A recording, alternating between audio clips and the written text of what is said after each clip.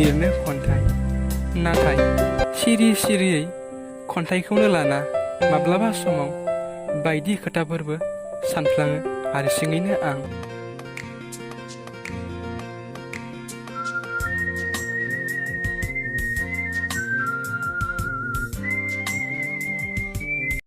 खन्थाइनि मुं बाबाय आं लिरनो खन्थाइ।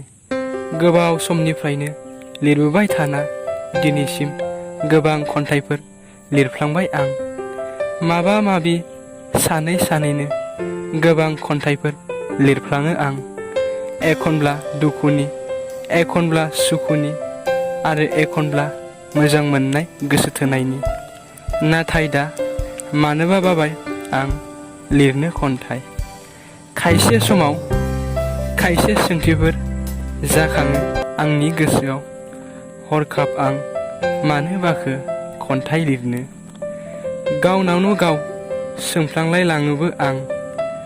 जानो हागौ आंनि बे खन्थाइ लिरनायखौ सोरबाबा मोजां मोनदों, सोमोदों आरो थुलुंगाबो होदों, आरो सोरबाबा गाज्रि मोनदों, मेगन सादों, नायनो बादों।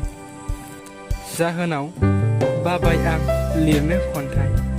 नाथाय सिरि सिरियै खन्थाइखौनो लाना माब्लाबा समाव बायदि खोथाफोरबो सानफ्लाङो हारसिङैनो आं।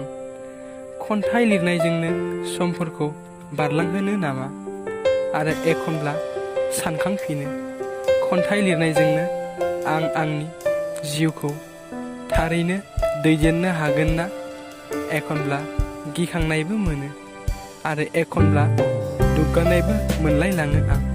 नाथाय थारैनो बाबाय आं लिरनो खन्थाइ।